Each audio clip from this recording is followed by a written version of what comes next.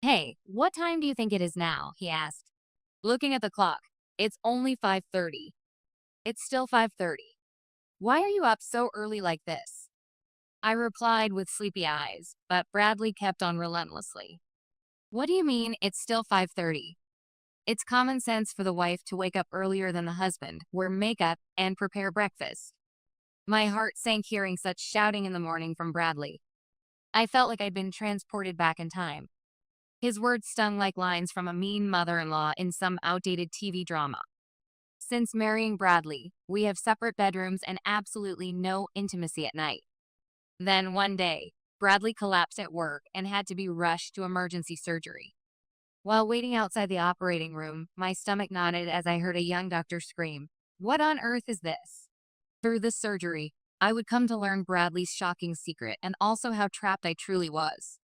Now I realized that I could not continue living this way, and with support from unexpected places, I finally reclaimed my true self. My name is Eleanor. I'm a 42-year-old homemaker helping with a small business. Before marriage, I worked as a caregiver at a hospital in Portland.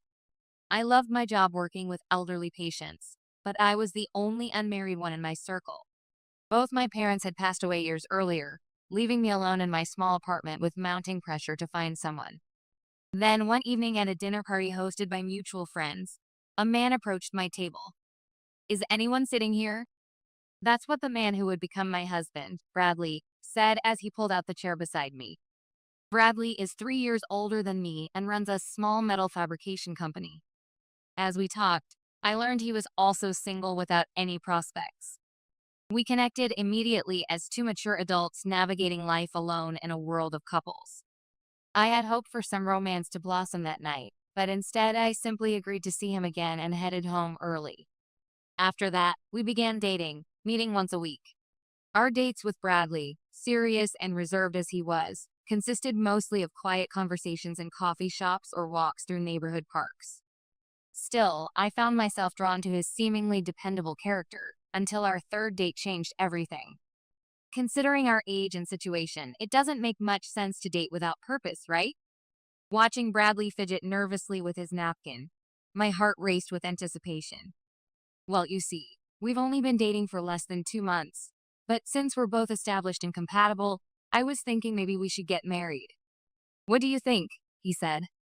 It was certainly an unusual proposal, but with my biological clock ticking loudly and believing Bradley was genuinely good-hearted, I answered without hesitation.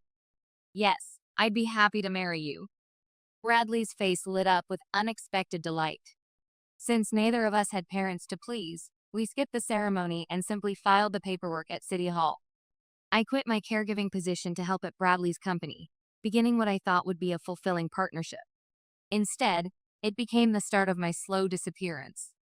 From our first meeting until our courthouse wedding, there had been no physical intimacy between us. I assumed Bradley, being old-fashioned, was simply waiting for marriage. I believed once we were husband and wife, we would enjoy a normal married relationship.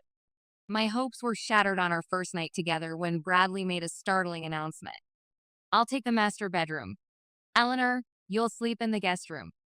His statement hit me like a slap, and I couldn't hide my confusion. "We're going to sleep separately? As newlyweds?" When I questioned this arrangement, Bradley didn't even blink as he responded coolly.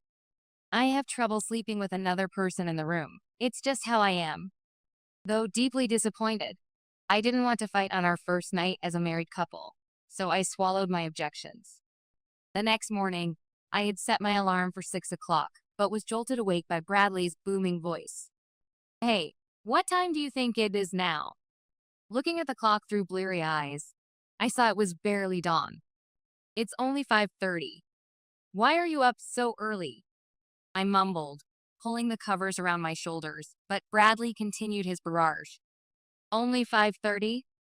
It's a wife's responsibility to wake up before her husband, put on makeup, and have breakfast waiting. That's just common sense." My chest tightened hearing Bradley speak this way. What century was he living in? But when I looked up at his face, I saw an expression I'd never witnessed before, cold, demanding, almost threatening. My instincts screamed danger. So I quickly dressed and hurried to prepare his breakfast. Though we maintain separate bedrooms, we still eat together. Sitting across from each other at the dining table one July morning, I noticed something odd. Despite the summer heat wave gripping Portland, Bradley wore a heavy long-sleeved sweater. My brow furrowed with concern as I offered to help. I can get your summer clothes ready this weekend. Bradley nearly choked on his coffee, coughing violently before rushing to explain. No need. I dress like this year-round. I'm extremely sensitive to cold, you know. With all the air conditioning these days, it's easy to catch a chill. His explanation made some sense, but his panicked reaction seemed strange. Still, I had no reason to press the issue further. Since then, my days follow a strict routine. Though I help at the company mornings, Bradley insists I return home early to prepare dinner. He leaves detailed instructions for meals, cleaning, and laundry, leaving me no time to breathe even when I'm home all afternoon. I scrub every surface, meticulously fold clothes, and prepare elaborate meals before Bradley returns. I even must bathe and change before he walks through the door. Bradley never lifts a finger around the house. I understand he's busy managing the business, but even small gestures of help would mean so much. Yet I dare not complain. His anger flares too quickly, too intensely. One evening while chopping vegetables, tears streaming down my face, the question echoed in my mind. Why did I even get married? No intimacy, no companionship, no joy, just endless servitude. I wasn't just unhappy. I was vanishing piece by piece. My phone's sudden ring startled me from my thoughts. One of the office administrators sounded panicked. Eleanor, it's an emergency. Bradley collapsed at the warehouse. The ambulance is taking him to Portland Medical Center right now. My body went numb at the news. The administrator quickly gave me details as I grabbed my purse, thanked her, and called for a taxi. I arrived at the Portland Medical Center and was directed to the emergency treatment area where Bradley had been taken. I was instructed to wait outside the procedure room, so I settled into a chair placed against the wall. My hands trembled slightly as I clutched my purse, uncertain what to expect. The door swung open, and a confident-looking physician about Bradley's age emerged. I stood up quickly, my heart pounding as I approached him. Excuse me, I'm Eleanor, Bradley's wife. How is my husband's condition? Mrs. Parker, yes. Your husband is stabilized, but he'll need immediate hospitalization for surgery tomorrow morning, he replied. I see. Thank you very much for the information, I said. After completing the necessary admission paperwork, I left without seeing Bradley. I should have stayed by his side. That's what a loving wife would do. The medical staff probably thought I was heartless, but I simply couldn't force myself to sit with a man who felt like a stranger despite our marriage certificate. The emotional distance between us was too vast to pretend otherwise.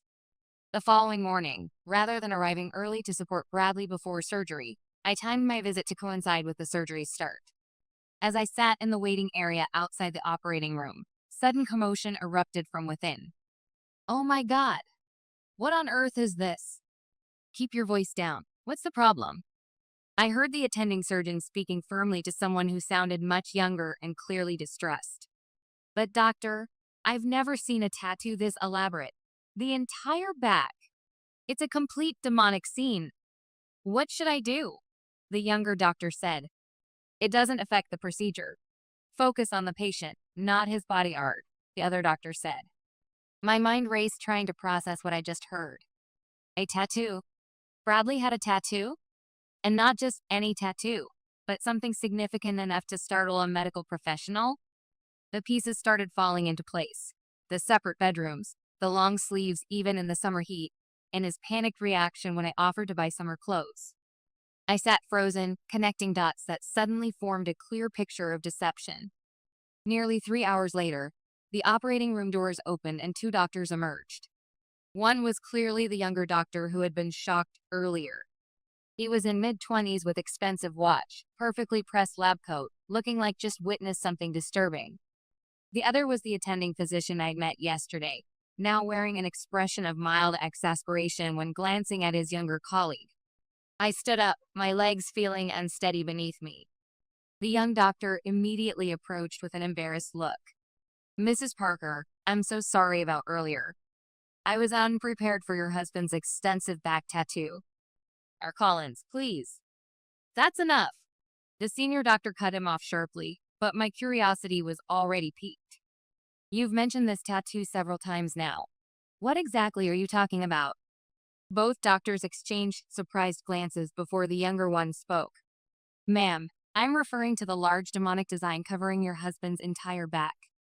The one with Demon Rider inscribed across the shoulders? You weren't aware of it? I couldn't mask my shock at this revelation. So this was Bradley's secret. The reason for our separate bedrooms, his strange behaviors, the wall between us. The senior doctor maintained his professional composure. Please excuse the commotion. The surgery was successful. Your husband is recovering well, he said. Thank you. May I see him now? I asked. Of course. He should be awake. I'll have a nurse escort you shortly. After a brief wait, I was led to the recovery area. Bradley lay propped up in bed, the hospital gown revealing just the edges of what must be extensive artwork around his upper shoulders.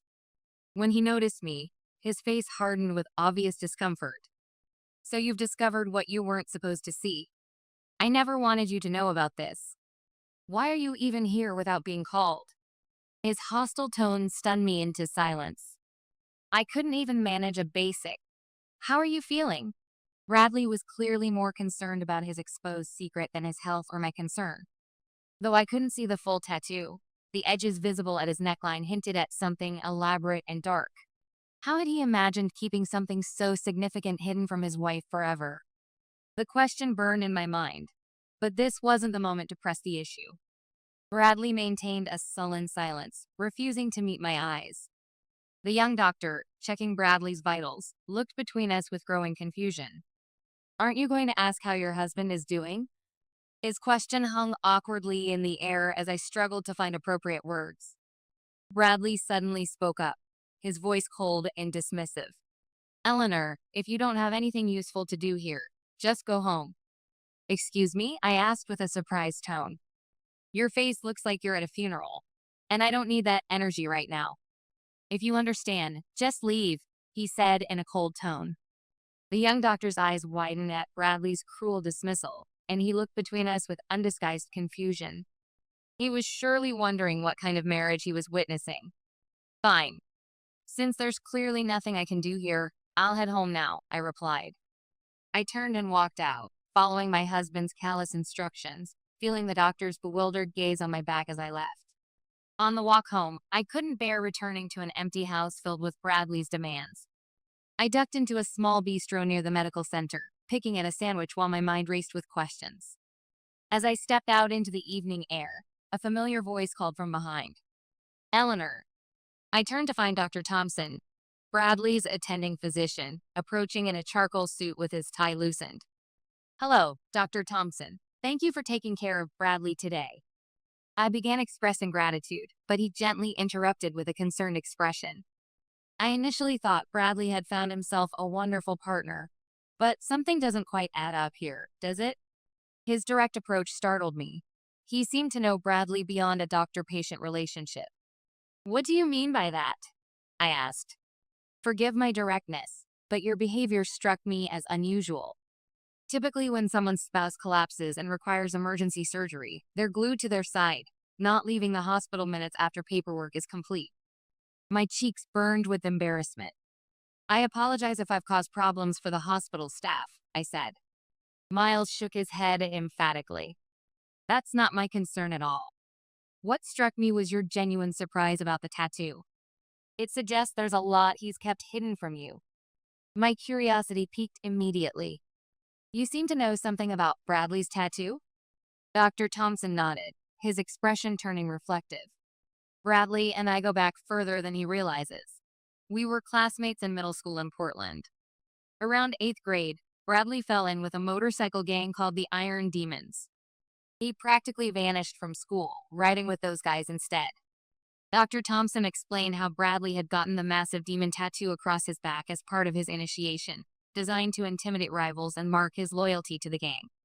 I was student council president then and couldn't stand seeing a classmate throw his life away like that, Dr. Thompson continued.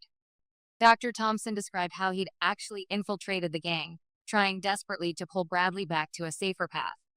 Bradley, please come back to school. These guys are heading nowhere good, Dr. Thompson had pleaded before the entire group. His intervention earned him a savage beating from the gang while Bradley watched. Despite this, Dr. Thompson noted with a hint of satisfaction, Bradley eventually did return to classes and even graduated high school. I stood there stunned, trying to reconcile this wild teenager with the controlling, buttoned-up man I'd married. He clearly doesn't remember me from those days. I'm glad he eventually straightened out and built a business. But his treatment of you, his wife? That's another matter entirely. Even to an outsider, it's obvious this isn't a normal marriage, he said. My face flushed with humiliation as I stared at the sidewalk.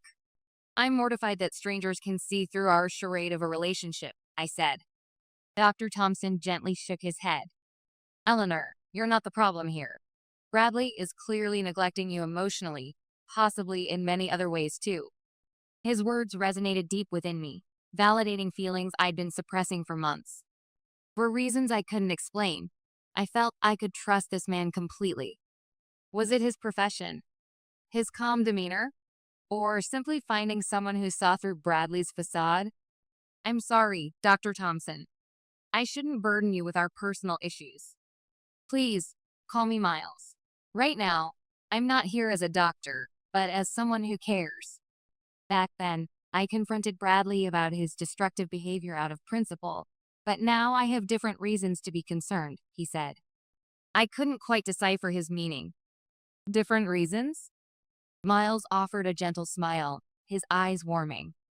That's a conversation for another time. For now, just know that if you ever need to talk about Bradley or your situation, I'm available to listen. I might be able to help more than you realize. Something about his genuine concern broke through walls I'd built around my unhappiness. I found myself pouring out everything.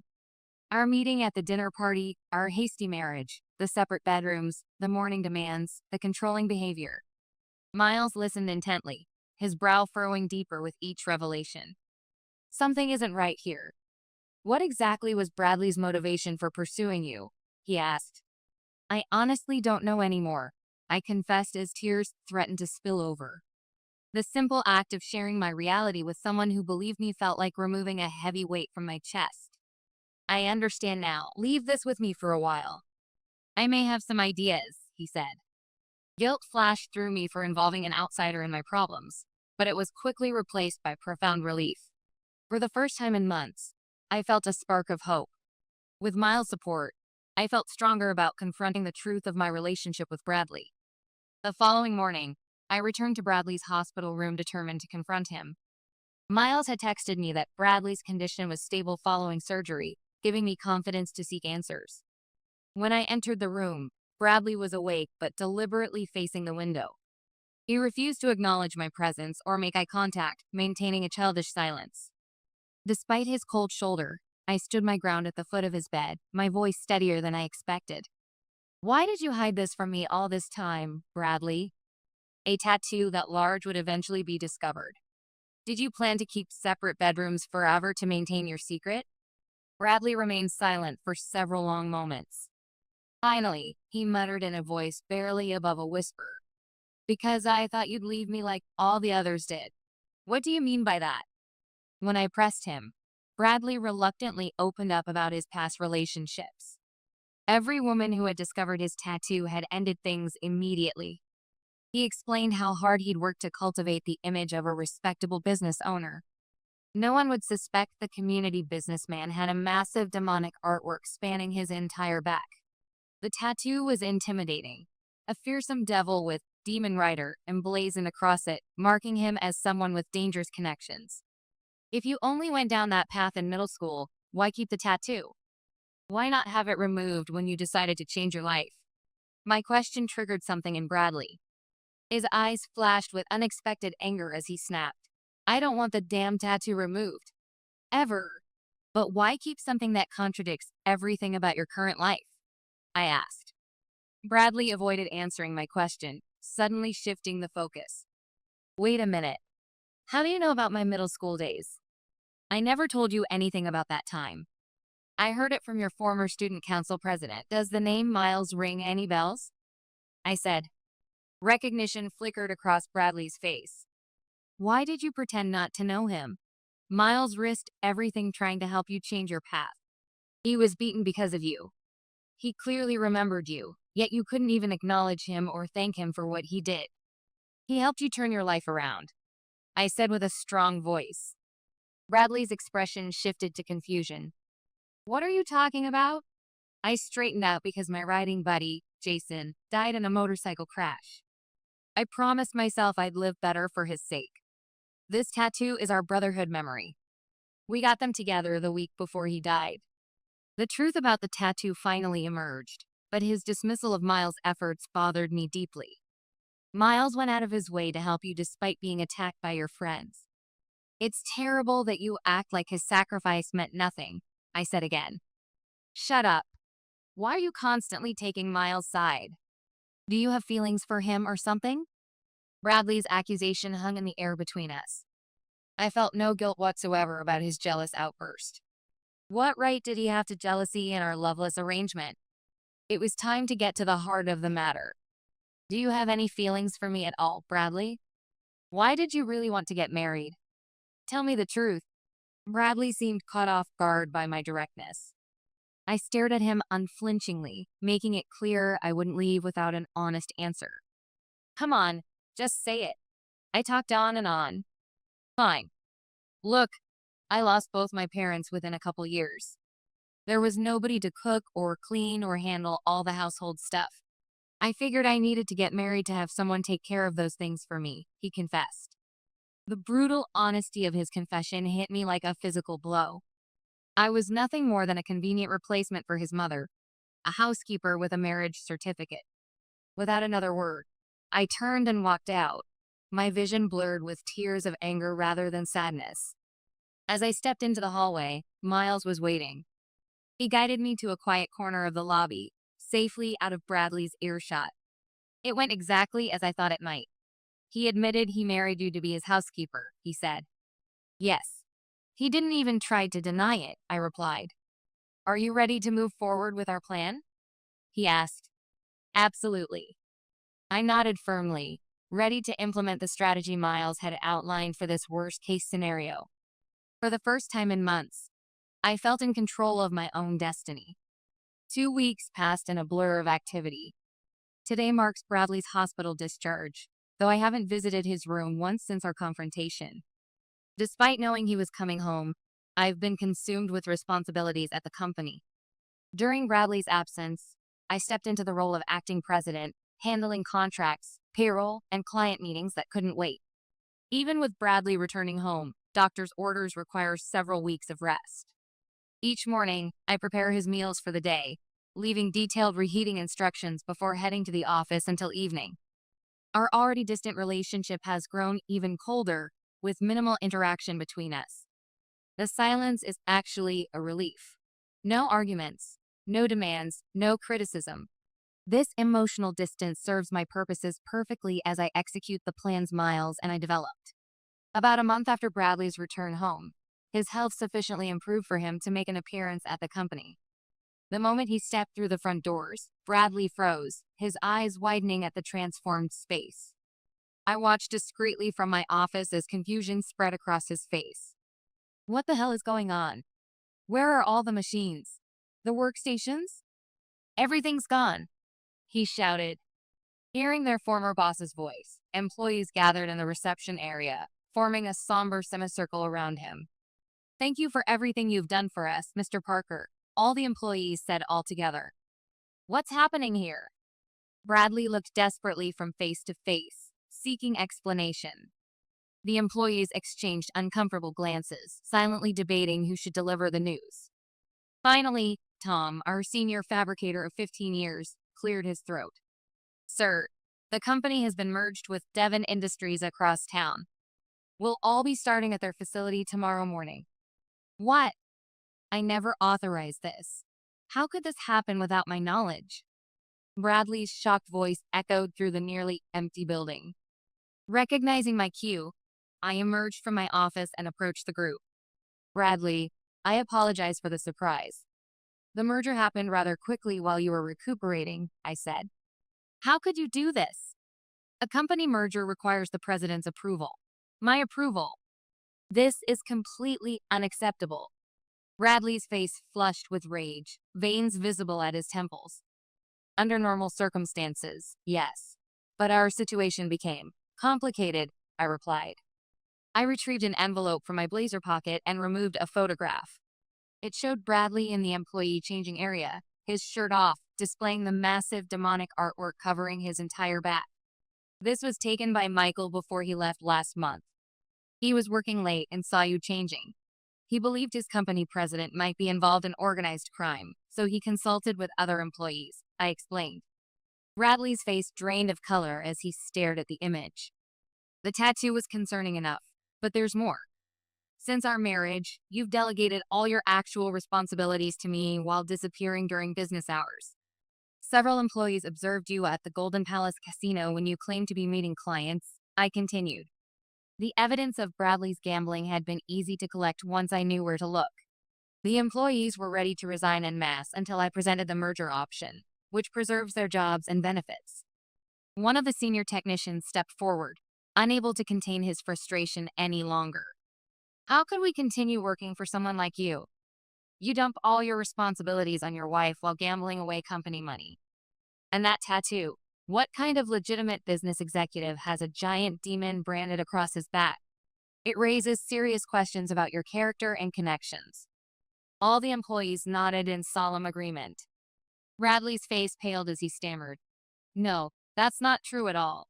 It goes beyond business, Bradley. A man who can't even respect his own wife has no business leading others. Suddenly, a voice came from a man. Miles strode confidently into the room, his sudden appearance causing Bradley to step back. Miles? What are you doing here? This doesn't concern you. Actually, it concerns me greatly. I personally arranged this merger with Devon Industries, he said. What the hell are you talking about? Bradley asked in a furious tone. I stepped forward and explained. Devon Industries is owned by Miles' brother, Daniel. When Miles realized how unhappy I was both at home and work, he proposed a solution that would protect the employees while giving me a fresh start. Miles had recognized my trapped situation from both personal and professional angles. After learning how Bradley treated me at home and neglected his company responsibilities, Miles had crafted this plan to address both problems simultaneously. Bradley, suddenly realizing the full extent of his predicament, shifted to a desperate tone. Miles, could I speak with you privately? Maybe there's a position for me at Devon Industries? The room fell silent as Bradley resorted to begging for employment. Every employee stared in disbelief at this sudden display of subservience. Miles sighed deeply and placed a firm hand on Bradley's shoulder. That won't be necessary. The employees can stay where they are. But it's time you released Eleanor from the sham of a marriage. She deserves so much better than what you've given her, he said strongly. Bradley spun toward me, panic flashing in his eyes. Eleanor, you're planning to leave me? How am I supposed to manage without you? What about the house? The meals? Everything? My heart raced as I finally spoke my truth without fear. I refused to continue this one-sided arrangement any longer. I'm not your mother or your housekeeper. You're a grown man who needs to learn to care for yourself. My voice remained steady as I reached into my bag and pulled out an envelope. These are divorce oaths. I've already signed my portion. Bradley's hands trembled as he took the envelope. Divorce? No, wait. You can't just leave. Even if you're fine with this, I can't survive without you. I don't even have a job now. Miles crossed his arms and addressed Bradley firmly. That's exactly the problem, Bradley. You only think about your own needs, never considering others' feelings. Perhaps some time alone will help you develop the perspective you're lacking. Bradley stood speechless, his body actually shaking as the reality of his situation sank in. I felt a strange mixture of pity and relief watching his world collapse around him. I've already accepted a position at Portland Memorial Hospital, returning to caregiving. I can support myself perfectly well without you, I said firmly. And so, I divorced Bradley and left behind the house that never felt like home.